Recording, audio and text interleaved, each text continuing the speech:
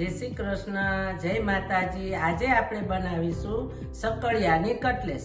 તો સક્કરિયાની કટલેસ બનાવવા માટે જોશે સક્કરિયા, બાફેલા સક્કરિયા લીધા છે। આ સાબુદાણા 2-3 કલાક પલાળેલા સાબુદાણા લીધા છે।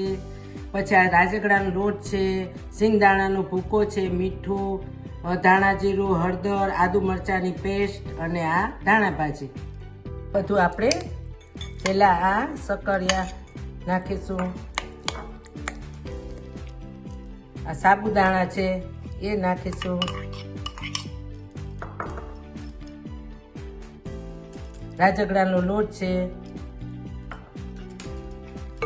પછી આ સિંગદાણાનો ભૂકો છે, મીઠું, ધાણા જીરું, હળદર, આદુ મરચાંની પેસ્ટ અને આ ધાણા ભાજી બધું।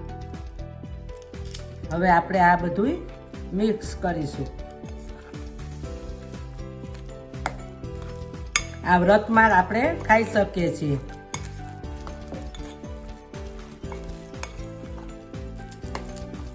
હવે આ બધી મિક્સ થઈ ગયું છે।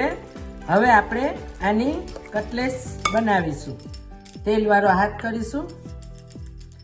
આવી રીતે બધી કટલેસ આપણે પાડીશું।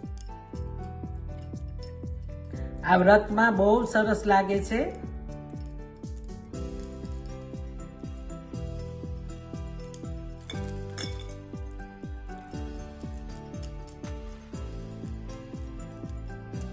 તેલ વાળો હાથ કરતું જવાનું અને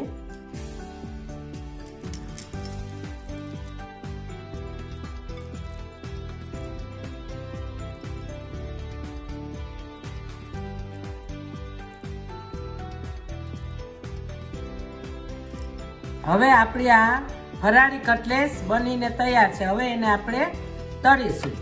મેં ગેસ ઉપર તેલ રાખી દીધું છે। હવે આપણું આ તેલ આવી ગયું છે એટલે આપણે એમાં કટલેસ તળીશું। હવે આ જો આવી રીતના આપણી કટલેસ તૈયાર છે તળાઈને। એવી રીતના બધે આપણે ધીમો સ્લો ગેસ રાખવાનો, ધીમે ધીમે તળવાની અને કે કલર ચેન્જ થાય ને આવી રીતના ત્યાં સુધી આપણે બધી કટલેસ એવી રીતના તળી લેશું। હવે આપણી આ ફરાળી કટલેસ તૈયાર છે। એને ચટણી સાથે અથવા સોસ સાથે ખાઈ શકો છો। તમને બધાને ભીમ 11ના જય શ્રી કૃષ્ણ, જય માતાજી। આ મારી ફરાળી વાનગી તમને કેવી લાગી તો મારી ચેનલને લાઈક કરો, શેર કરો અને ફોલો કરો।